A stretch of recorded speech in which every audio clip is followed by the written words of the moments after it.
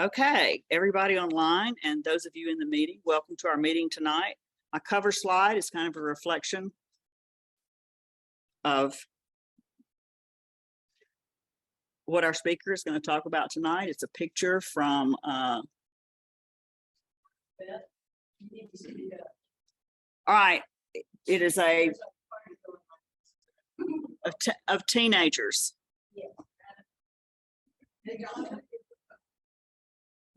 He's going to be talking about the Native Plant of North America project and current status and upcoming changes. And this is kind of when you go to the wildflower.org and you look up a plant, or you send something to us on Facebook or Instagram and ask us a question about it, we will usually reply with an identification and a link to this page.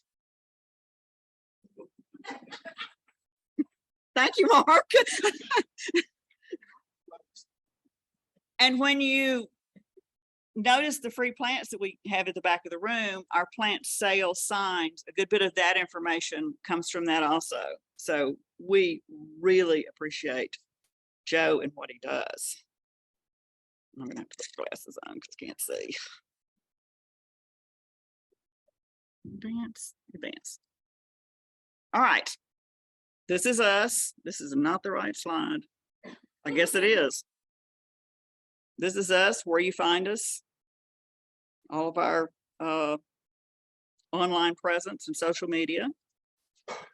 We have some first-time attendees. I know one of our first-time attendees, because our social chairman, or social media chairman, said, find out how they're hearing about us.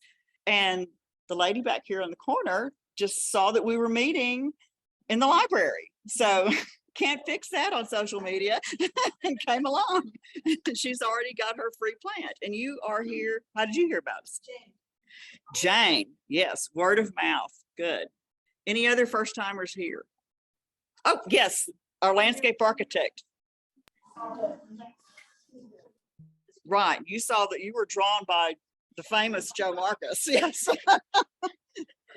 She let the cat out of the bag. She's a landscape architect. So we're like, so, and you found out about us from her.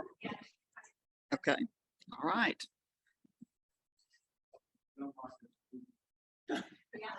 Did you know? Did you know?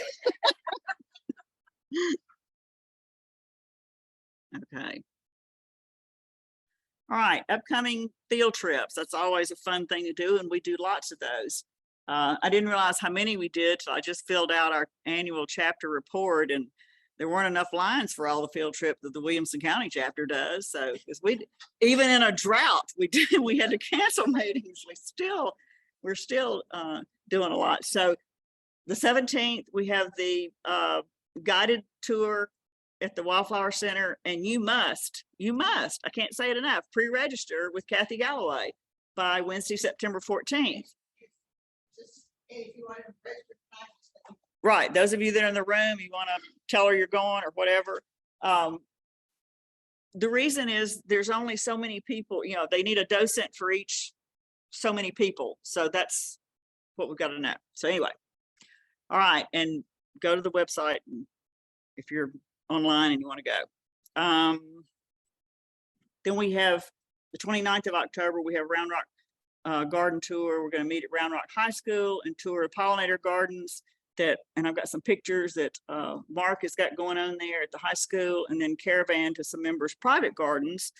And I think that Bob of calendar picture fame is one of those gardens that we're going to, and I'm really pumped about that because he's been at it a long time. So then I think we decided where we're going in November, but that's going to be our opt-out side, like REI, Seek Nature, not the mall. So, and then we'll do another of our county park plant surveys, Hidden Springs, in December. There's a collage of what Mark has blooming right now. So it's things and he's got Lindheimer Center seedlings back there from, and he's got some Illinois. Is this that? No. It's in the first panel, the very middle. Okay, the middle picture in the panel on the left is the Lindheimer Center. He's got some of those to give away. He's got some Illinois bundle flower back there. Is that it on the I don't see the top right, top, No, the that's white one? No, that's not. what? That's kidney. That's kidney wood. Okay. And then you got something, oh, you got flame acanthus back there. Yeah. Which is left one, middle bottom. Yeah. Okay. He's quite the propagator. And I'm assuming, I'm hoping by October you had dozens and dozens of monarch butterflies all over the white mist flower that you have planted there at the grand entrance of Round Rock High School. Yeah, I'm hoping they're gonna bud up. Yeah. Yeah. So it was amazing. All right, tonight, if you're here in person, you have free Texas crag lilies in the back there, grown from seed from plants grown by Randy Pensabine and that Barbara produced. So, and that's the plants that the seeds came from, that bottom picture. So they do quite well. So, and apparently the Sun City deer are not eating them. So the deer are not eating them. Can't. And they will be flowering in a few weeks. They're an October blooming plant. All right, we're going to have a plant sale this fall. The big question, we are going to have a modified plant sale. We're going to do online orders only, and I'll publish an availability list in the blog on October 1st with details. And then we'll take online orders 8th through the 12th, and then you'll be able to pick up your order at Round Rock High School, because the Round Rock Plant Club will be helping once again on Saturday, October the 22nd. And there will be more information to come. But we are really concentrating on trees because a lot of people have lost a lot of non-native trees over the summer. So now is the time. And this is the place to get your native trees. Programs, got a great list of programs coming up. Firewise plants next month. The Fibonacci sequence of native plants with Diana Wilson. And remember, that one will be at the library at Round Rock. Holiday gathering, silent auction. Sarah, is it Dickman? She is the one, some of you may have seen the blurb we got from the state about the lady pedaling her bicycle following the monarchs to Mexico. She has a book. And back. She has a book, yes. And I think she did it on a motorcycle this year. Oh. Yes, but I looked up her video. I mean, fascinating. But she's going to be, in fact, she's not speaking to us on this trip because she was going to already be in Mexico in October when we asked for, maybe she could speak at our October meeting, but she's trying to get down there anyway. But she's going to speak to us from Mexico. That'll be a virtual presentation. So, and then Lynn and Jim Weber, who are authors of Native Host Plants for Texas Moths. And that's the book that we gave away when Erin Cord talked about bats, because that's the book she recommended because moths are such good bat food. Okay, and that book, I ordered the one that we gave away, and I need to order myself another one. Of course, we'll give it away then too. Anyway, really, really good book, because just about everything has a moth that eats it. So, all right, things that are coming up. The BioBlitz. Behind that floating meeting control if I can. Okay. October 7th through 23rd, you have photo challenges. You can go to the website. If you just Google Texas Pollinator BioBlitz, that'll take you to the state site and tell you what all you can do and how you can compete and show what you're finding, et cetera, et cetera. All right. Next up is the state meeting, state symposium this month in Alpine. We have some people that are going. It is available virtually also. And if you go on the Facebook page or the nipsot.org website, you can sign up for the virtual meetings if you're not driving to Alpine. And we also, you can get swag, you can get the t-shirt and so forth from the store website. And still looking for things for the auction. Did you get anything tonight?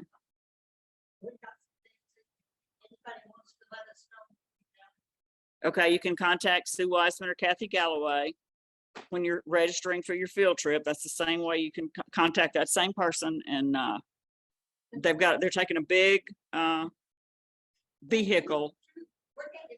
They're taking 2 vehicles now. So all of your native plant appropriate things that you would like to pass on to people of similar interests, here's your chance. All right. We have, where is there he is right back there in the corner, our technology guy.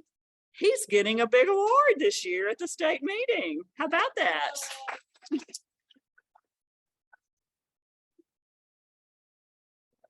He does the work that supports, enhances, and furthers our mission within the society. And he does, because he makes us a model of efficiency and adaptation. And he does our technology. And when we said we'd like to do an online plant sale, he said, let me look at that. And in 2 days, we were having a meeting, and so he was like, this is how we're going to do it. So when I came here 5 years ago, I was just stunned at the quality of volunteer group in this chapter. It's just amazing. I never worked with such a good group of volunteers that were so focused. And, you know, and Gary's definitely one of those, because I think he was my first president. So anyway, and he does a good program too, y'all. He did that great program on his yard. And, you know, those of you that are looking at your dead grass and saying, what am I going to do now?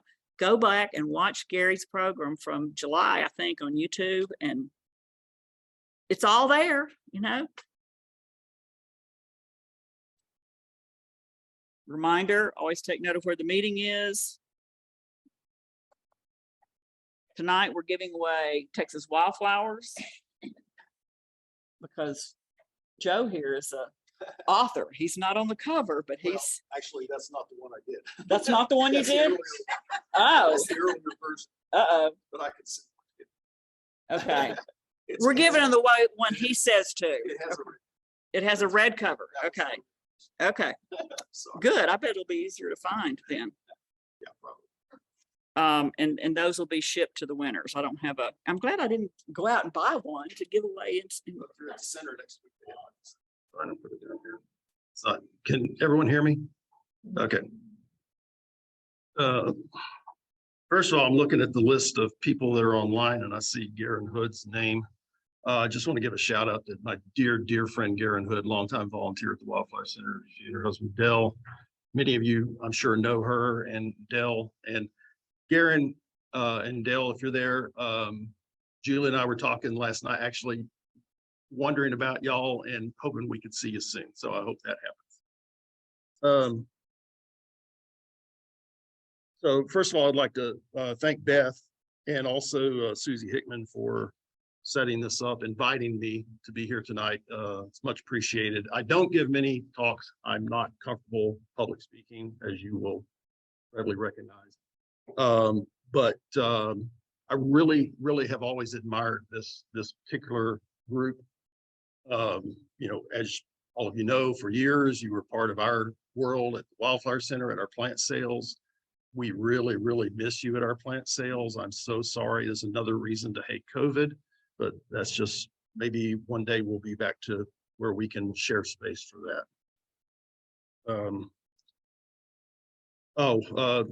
A cheap ad here. Field of Lights starts Friday night. Tickets are available. They're expensive. Julie and I were there last night and weathered a storm. It was worth it. It's really impressive. Met the artist. He's a British gentleman named Bruce Monroe. Fabulous installation. 28,000 lights out there, folks. It's really pretty. So I highly recommend visiting that. And the light is very low. I want to say that. All right. My name is Joe Marcus. Many of you will know me better as Mr. Julie Marcus, because many of you know my wife better than me. She was a plant sales. Officially, I'm the program coordinator, Wildflower Center. Unofficially, that guy, because I'm always working on the database. This year we're celebrating the history of the Wildflower Center. If you don't know much about the history of the Wildflower Center, I'll be brief. Relatively. My part of it, my main part of it, which is NPONA, in its present and its future. About 40 years ago, this year we're celebrating the 40th anniversary of the Wildflower Center as an institution. Please ask questions during, this is a conversation. That's fine. So the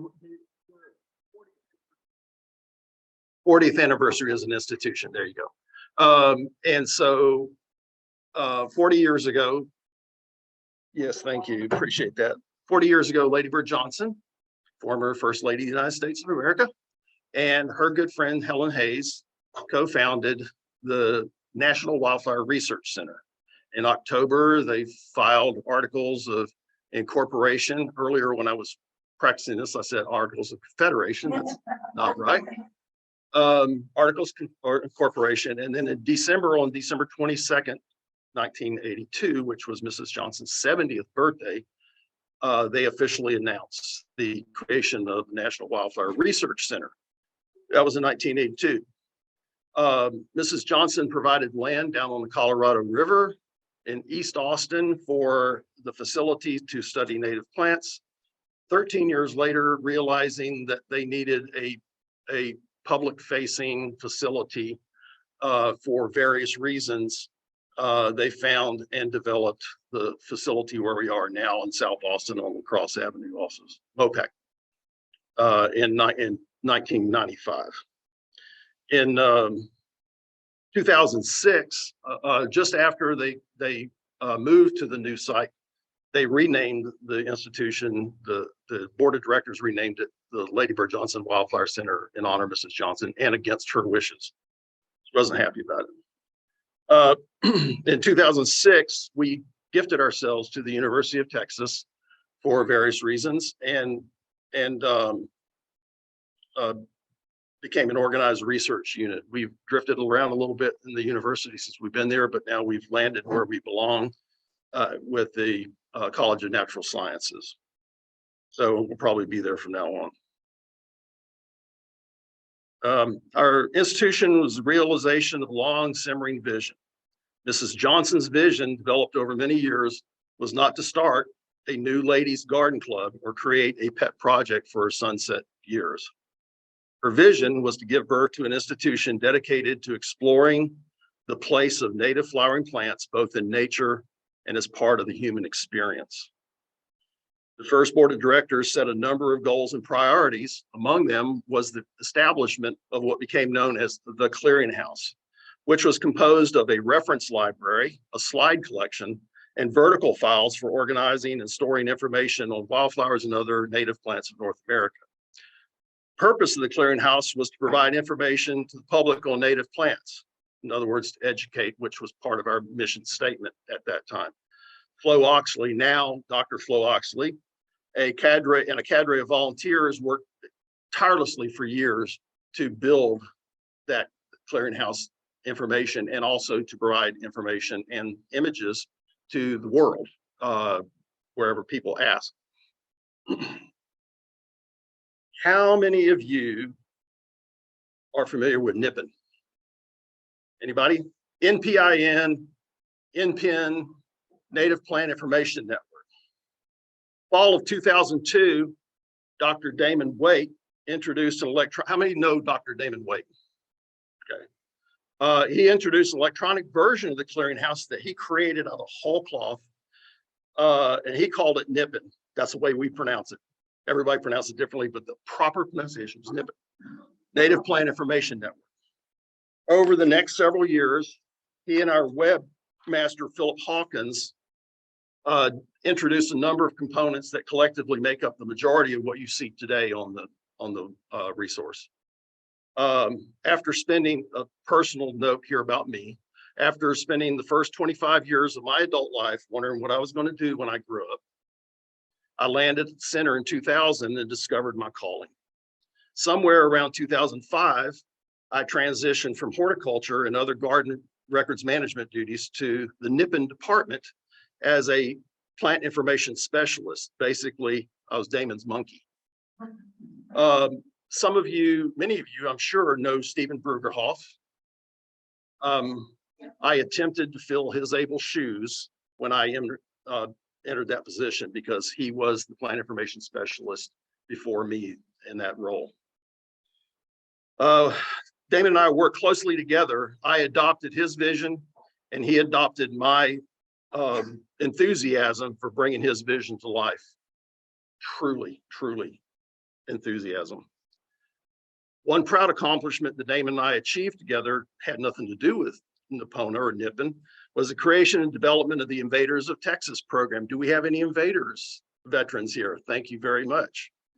It was on the Texas Invasive, was and is on the texasinvasive.org site. And maybe it'll come up in a minute. It was an early detection and reporting program designed for for citizen scientists like y'all to record occurrences of non-native invasive plant species across the state. That program lives on today, but not at the center. It's been adopted and transferred to the Texas Invasive Species Institute, a consortium of Texas universities headquartered at Sam Houston State. And that's their website. In 2015, Damon accepted an offer to become the director of the North Carolina Botanical Garden, position that he holds today. He's doing great there, and I'm frankly proud of him. At that time, I assumed the sole responsibility for the management of NPON, but my program passed through several departments before recently landing in the newly formed Science and Conservation Department, headed up by Dr. Sean Griffin. How many of you know Dr. Sean Griffin?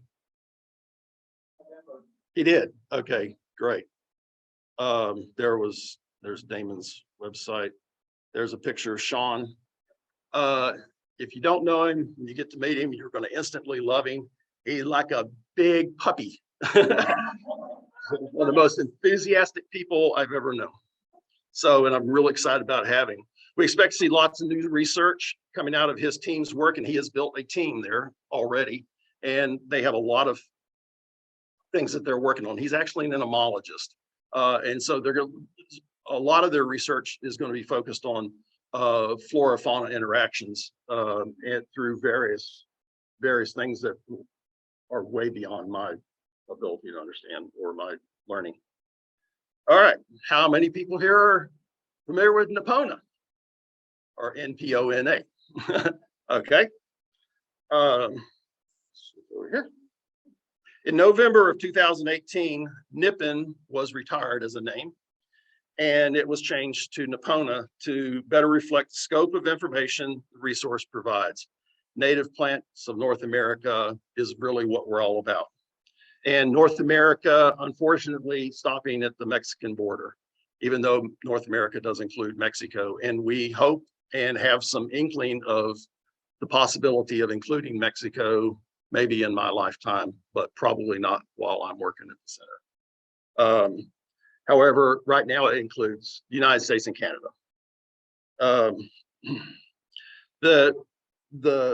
This page here where it says Native Plants of North America is virtually the only place on our website where you can see the words Native Plants of North America right now.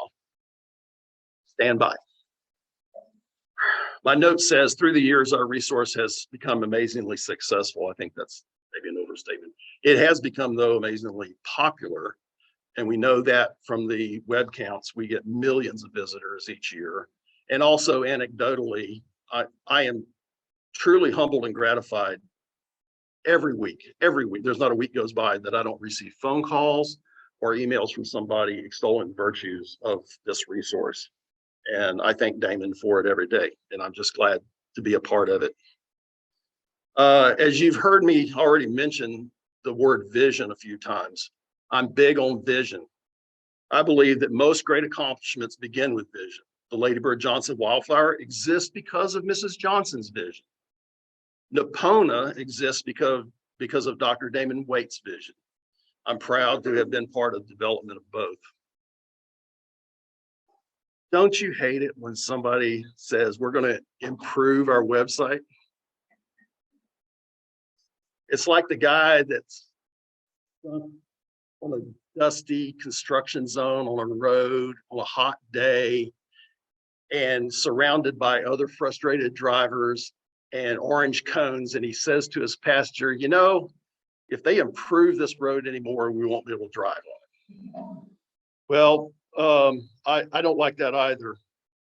A website that I love, literally I use every day, all day. I keep it up on my computer all day long because I'm constantly referring to it, is USDA Plants Database. It is an amazing site with an amazing amount of information on it. They had a program to improve their site that took several years, and about 3 years ago, I think they rolled out the new site. I don't blame the USDA Plants team for that because I know them, and they did work on it, but honestly, it was the USDA's internet or IT team in Colorado that really screwed up the website.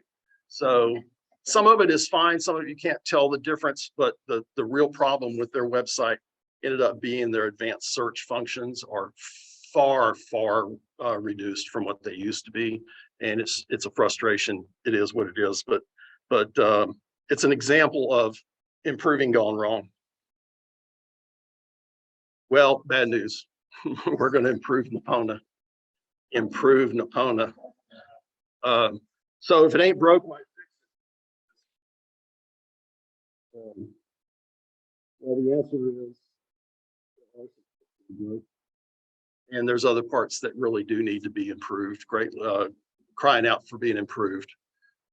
Some parts are not going to be fixed at this time, but we're doing what we can.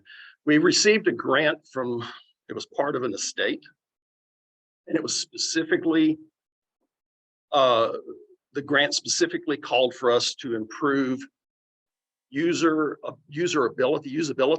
and user experience. UX UI is what it's called in the computer world. And so we're really focused on that because that was what the grant was actually for. And it actually fit within the scope of the funding that we had.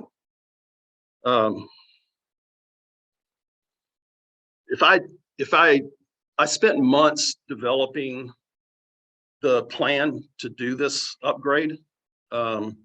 If I did my job correctly and our web guys do their job correctly, then everybody's going to be happy. And when you go on there, you're going to say, huh, I'll be darned, it really did improve the website. If I didn't, I apologize in advance. There's two major design themes, style and substance, or another way of putting it, form and function. You can probably guess which side of that equation I come down on.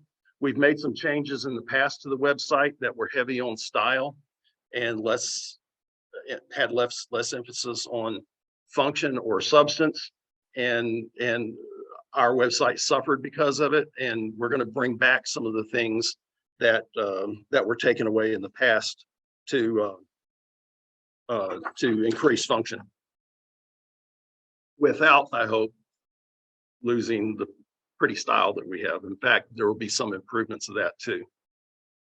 So what are we going to change and what was not changed? Before getting the changes, here is what's going to stay the same. The data. No new data in this project other than the data updates or data upgrades that we do on a day-to-day basis anyway. As we see things that we can plug in, we plug them in. One thing in the history of NPONA I didn't include was in 2018, my then department head, Lee Clifford, who is now the executive director at the Wildflower Center, asked me, how many species are addressed in NPONA? And I said, about 8,700. He said, how many are there? And I don't know, about over 20,000. So we were a long way off. He said, could you do that? Could you bring us up to that 20,000 in 2 years? And I said, well, you can do anything. You know, it's taken us 15 years to get to that point. I said, you can do anything, you know, if you put your mind to it and you try hard and you have the resources and work hard at it. And he said, well, I'm going to challenge you to do that. And he said, and so we came up with the idea of calling it 20 by 2020. So 20,000 taxa in the database by 2020. And I fudged a little bit. He said 2 years. I said, okay, by 2020, the end of 2020. So that gave me an extra few months.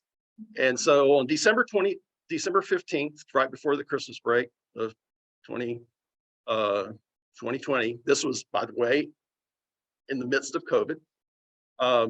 My team and I, which amounts to a lady named Charmaine Richardson and I, entered the last of the 25,219 taxa native to the US and Canada. Now, that is basic data on a lot of those records. There's a lot more data that could be entered in those records and will be entered in those records. And gosh, if anybody wanted to work on data, I'd love to talk to you. Okay. Another thing that's not going to change are the fields, with one exception.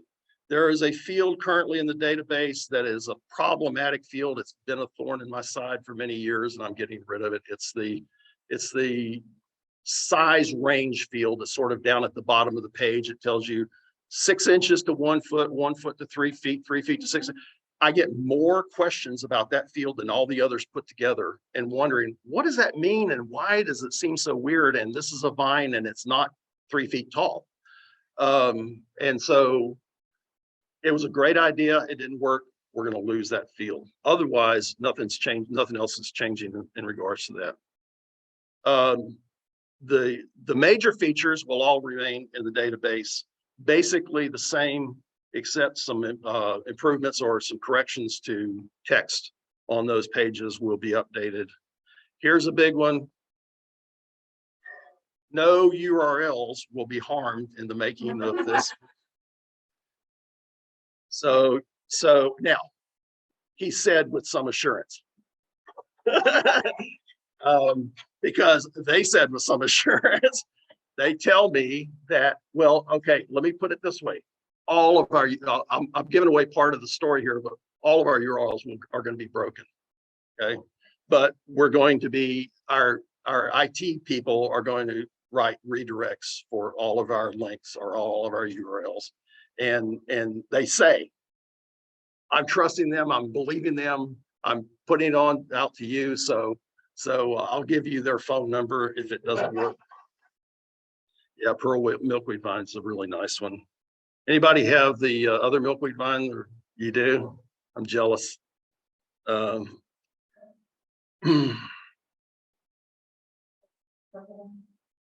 No, yeah, it's reticulata, I think. Yeah. Yeah, and the center isn't pearly like that. It has a different center to it. The look of the site's going to change.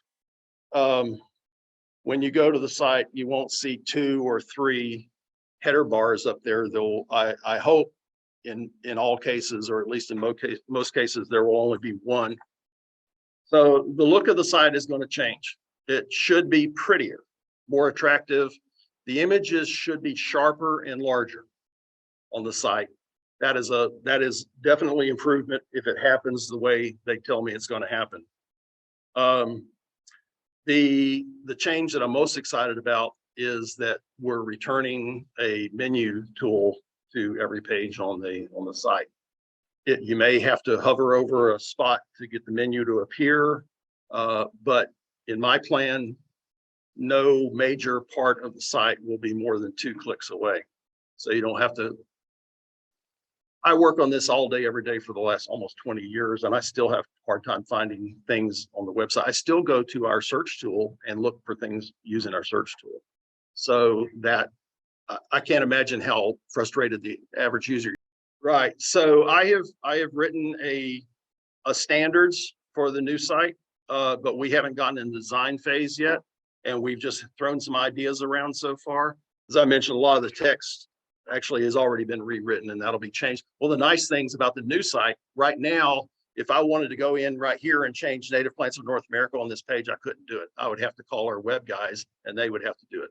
On the new site, I'll be able to make those kinds of changes in addition to changes on our database itself. Oh, so the other major change to the site will be image contributions.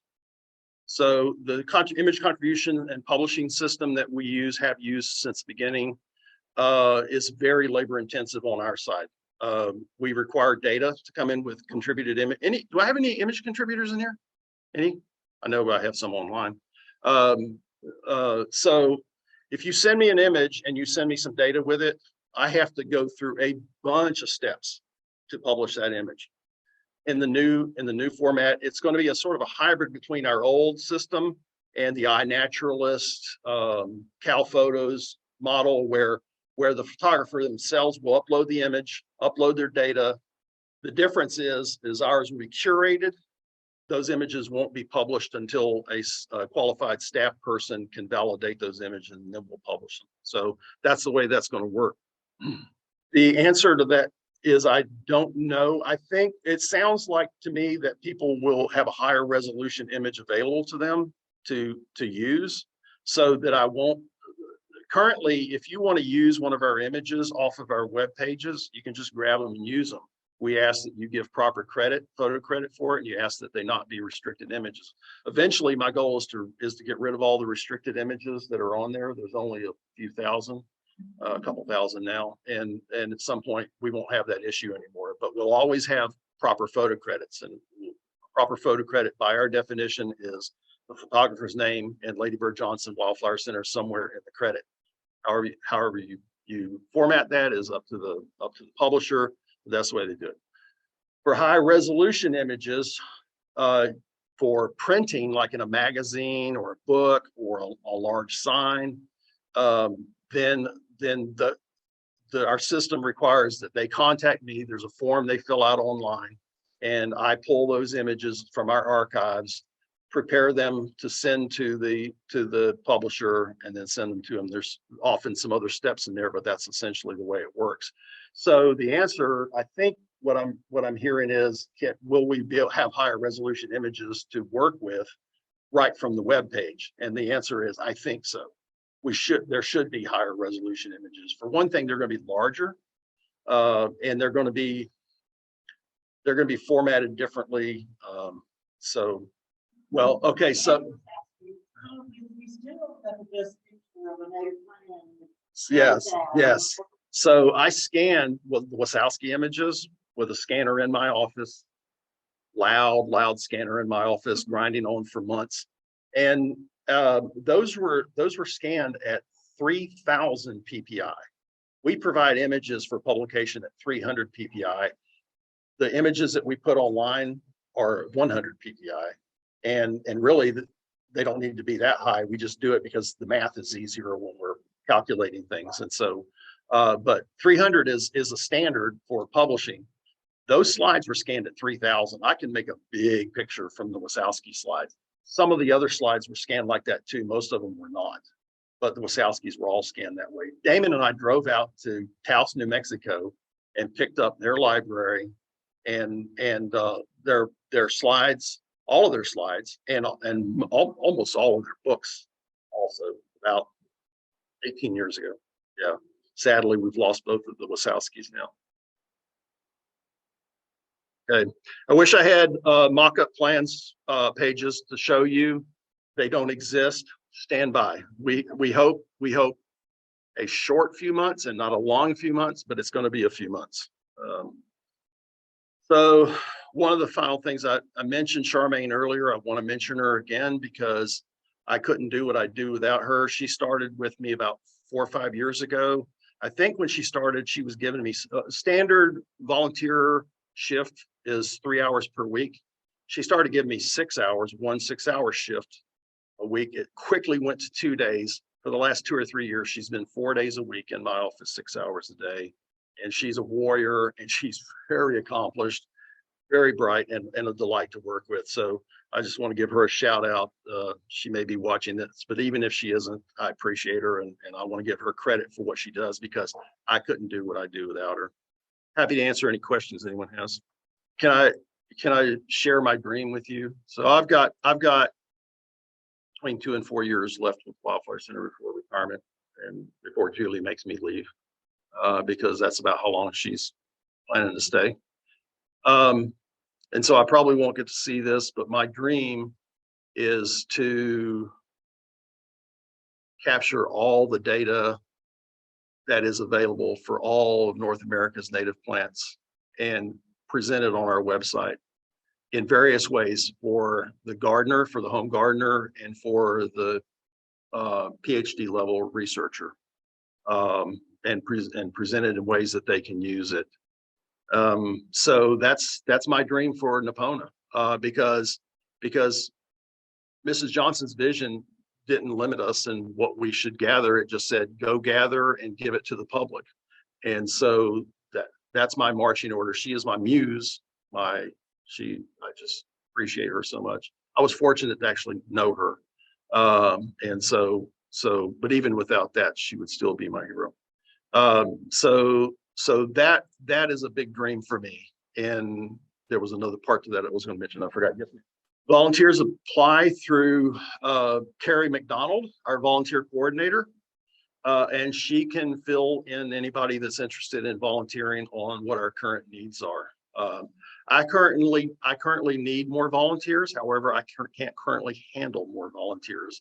I haven't talked about some of the other projects that I have going on that are just bedeviling me, and you know, I won't go on. But Carrie McDonald is this person to talk to, and she's been doing it for a long time and very good at it.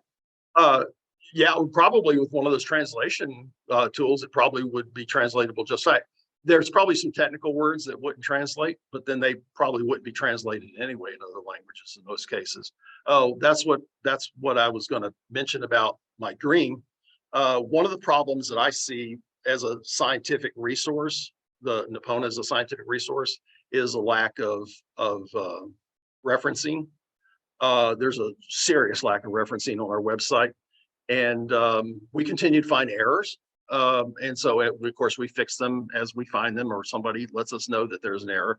But my dream is also to have every data point in the database referenced to scientific literature, or at least to literature that we can point to and say, this is where we got it. Because occasionally I do hear from a researcher saying, well, where did this data come from? And sometimes I can tell them exactly where it was, and sometimes I can't. Mostly I can't, because most of our data is not referenced on our website, sadly. I've started doing that when we did the 20 by 2020 project. A lot of the data that I did, I put bibliographic references in there. So that's one of the things we have is a bibliography, an extensive bibliography now. So, any other questions? Thank you so much, friends.